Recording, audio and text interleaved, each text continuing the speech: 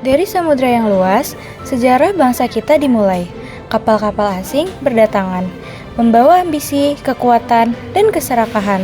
Dari aroma rempah-rempah yang harum, lahirlah kisah panjang tentang penjajahan dan perjuangan. Inilah tentang bagaimana bangsa Indonesia bertahan, melawan, dan bangkit.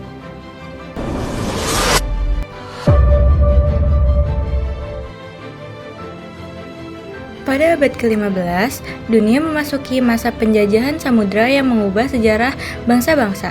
Setelah Perang Salib, jalur perdagangan rempah-rempah dari Timur Tengah ke Eropa terputus akibat jatuhnya Konstantinopel ke tangan Turki Utsmani pada tahun 1453.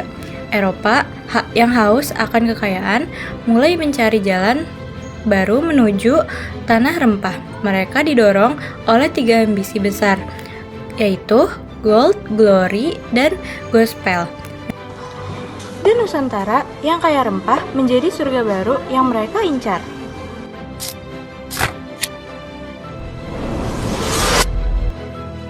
Portugis tiba di Malaka tahun 1511, lalu Spanyol ke Maluku dan Inggris ke Banten. Namun, Belanda datang membawa rencana besar, yaitu VOC, sebuah kongsi dagang yang bukan hanya berdagang, tapi juga memerintah. VOC mencetak uang sendiri, membangun tentara, dan menindas rakyat Nusantara. Semua ini demi rempah, demi keuntungan, dan demi kekuasaan. Ketika VOC bubar, kekuasaan diambil alih Belanda. Daendels memerintah dengan keras, membangun jalan raya pos dengan kerja rodi. Kemudian datang Thomas Stamford Raffles dari Inggris membawa perubahan kecil. Namun, ketika Belanda kembali, mereka membawa sistem baru tanam paksa. Rakyat menanam kopi, tebu, dan teh. Tapi hasilnya bukan untuk mereka.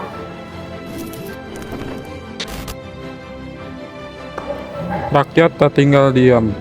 Di Maluku, Patimura memimpin perlawanan. Di Samudra Barat, Tuanku Imam Bonjol berjuang dalam perang Padri.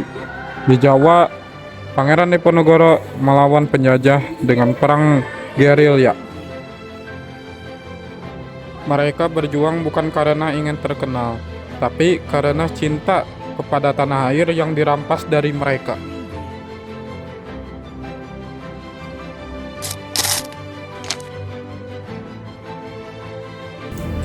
Kolonialisme meninggalkan luka yang dalam di Nusantara. Rakyat dipaksa bekerja tanpa upah, hasil bumi diperas untuk mengisi kas negeri penjajah. Kehidupan rakyat terpuruk, kemiskinan menyebar, dan kesenjangan semakin lebar.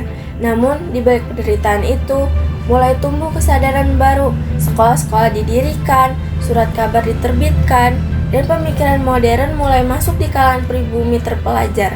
Mereka membaca, menulis, dan mulai bertanya, mengapa bangsa sebesar ini harus terus diperintah oleh orang lain?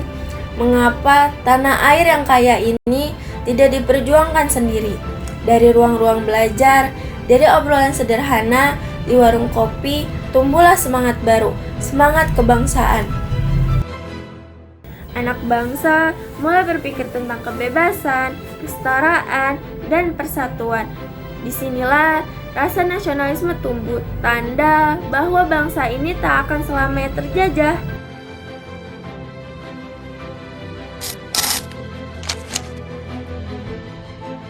Dari masa gelap penjajahan, lahirlah cahaya perjuangan. Dari penderitaan, tumbuh keberanian. Dari sejarah, kita belajar arti kemerdekaan. Penjajahan mungkin telah berakhir, tapi perjuangan untuk menjaga bangsa ini belum selesai. Merdeka bukan hadiah, melainkan hasil dari keringat, darah, dan doa jutaan pejuang. Sekarang, tugas kita melanjutkan perjuangan itu dengan ilmu, kerja keras, dan cinta tanah air. Karena pengorbanan para pahlawan, Indonesia lahir, bukan karena keberuntungan, melainkan karena perjuangan.